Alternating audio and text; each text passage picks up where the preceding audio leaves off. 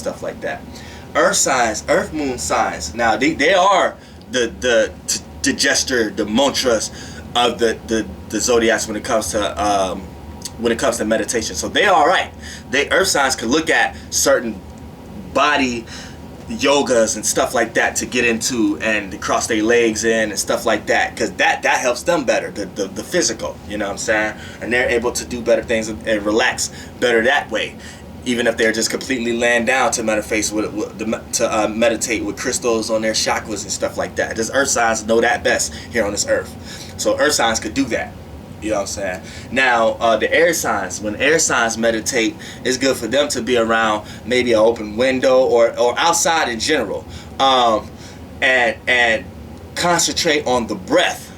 That's for the air signs. You know what I'm saying? Other signs don't really have to concentrate on the breath. You know what I'm saying? Fire signs have to concentrate on the passion and their visions. You know what I'm saying? And keeping their eyes closed. Water signs have to penetrate on the emotions and the feelings, and not letting it consume their body. You know what I'm saying? Earth have to concentrate on the you know what I'm saying, the diameter, the perimeter, the actual gestures that they're in, and whatever makes them most comfortable so they can stay still. That's what they have to focus on.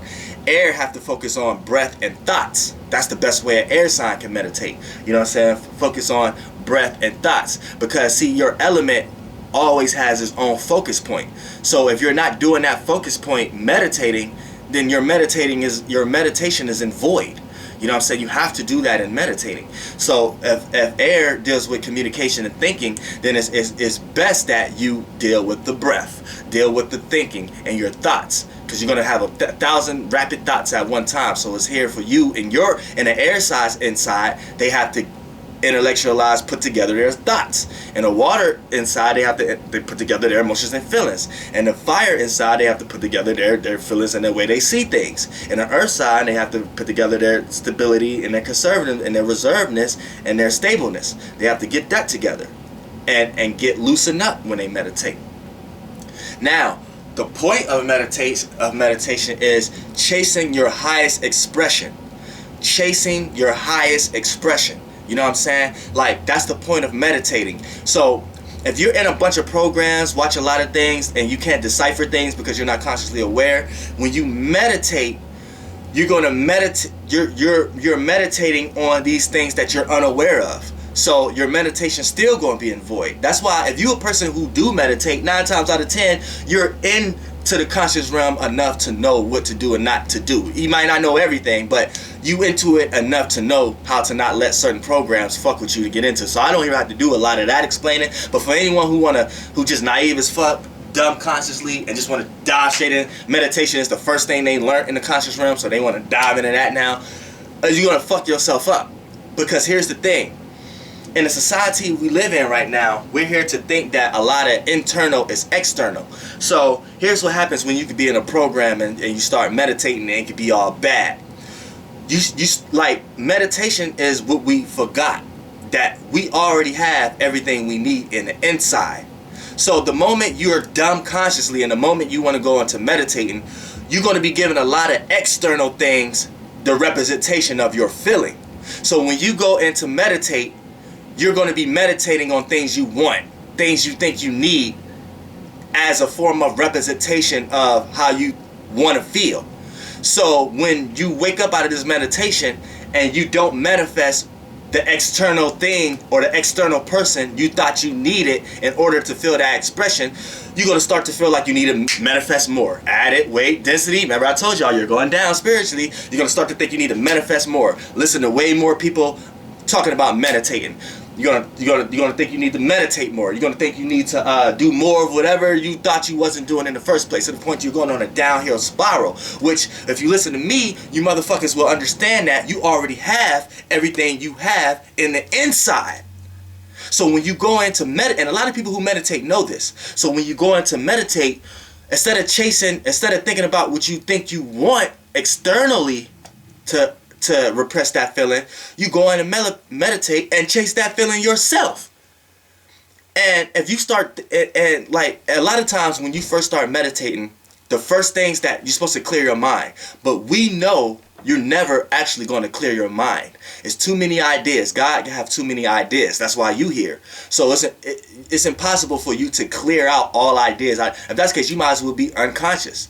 So that's not the trick here. The trick is to get your thoughts in order and align them on the right paths and align them on the right vibrational frequencies, so you don't have this thought and feeling on this frequency vibration. For an example, if having a candy bar make you feel happy, then when you meditate, you're gonna try to meditate about that candy bar. So now you're putting that candy bar in replace for that feeling. So now instead of you just actually having that feeling of having a candy bar, you're actually meditating about having a candy bar to have that feeling. So now you're replacing your feeling with the candy bar. So now you're putting yourself, your meditation is at fault.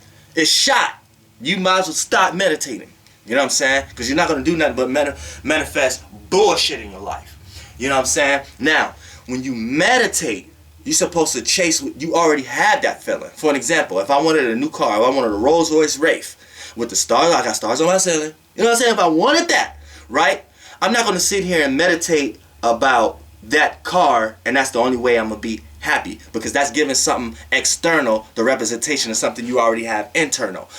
I'm going to meditate about already having it, how happy it feels to have it, what I'm about to do with it. You know what I'm saying? Like I already got, it's like I'm meditating on the feeling already. Like the feeling might not even necessarily, I might not even think about that Rolls Royce. I just think about how happy I will feel in any kind of state of that. I'm just chasing states. You know what I'm saying? States of realms of realities.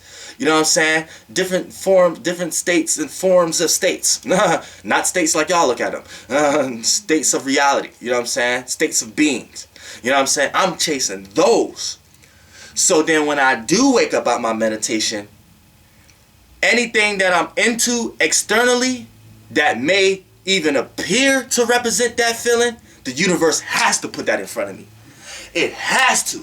Because I'm not chasing that external thing for that feeling. I'm chasing the feeling. So the universe and God gonna look at it like, okay, that feeling, this person must love that feeling. So let me put in, when this person wake up, let me put externally in this person's face something that may represent that feeling. So when I get it, I might not get a Rolls Royce, but I might get any kind of car. And I'm gonna attach that same feeling to it, to the point that eventually the quantum field is not gonna know if you driving in a Rolls Royce or driving in the most hoopty in the world, because the quantum field is like, damn, this person likes this, so let me make sure whatever they're visualizing in the external realm, let me make sure that's the highest class of that, the highest taste for that, to the point that you probably done been through so many cars to the point that you eventually end up getting a Rolls Royce, or end up knowing how to get to one, or end up test driving one, or end up knowing somebody with one that lets you drive, or you just end up finding the situation that you can buy one for your goddamn self. You know what I'm saying? That's how it works. You don't attach when you meditate. And it's going to be easy for people to do this. You know what I'm saying? Because that's the society we live in right now.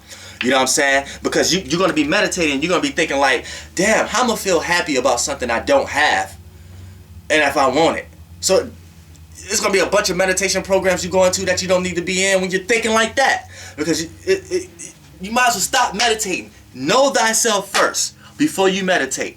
Understand what's going on around your surroundings before you meditate, because you will find yourself replacing what you have internally to something that's external on the outside, and that's never good.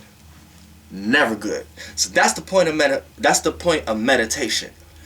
Getting together your inside to get ready to experience it on the outside, externally.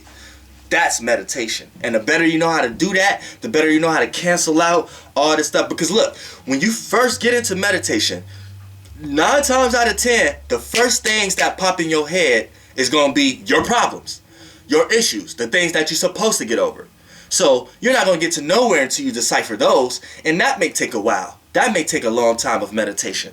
A lot of weeks and months of meditation to get those out the way first. And a lot of learning yourself learning about yourself, to get that out the way first. But 9 times out of 10, when you just diving into meditation, the first things that, I'm telling you, it be things that you don't even think is problems. If it's the first thing that popped in your head, believe me, that's the first problem you need to take care of when you start to meditate. The first things that start to pop in your head and the first feelings you start to have, those usually be the first issues. And when your body and the universe see like, okay, this person meditating, well, let me go ahead and jump to the, let me go ahead and show this person the first things that they need to take care of. Soon as you meditate and start to try to kick that out the way, you might as well start meditating. You don't know yourself yet. Flight boss, bitch, you know, for sure. Goddamn meditation.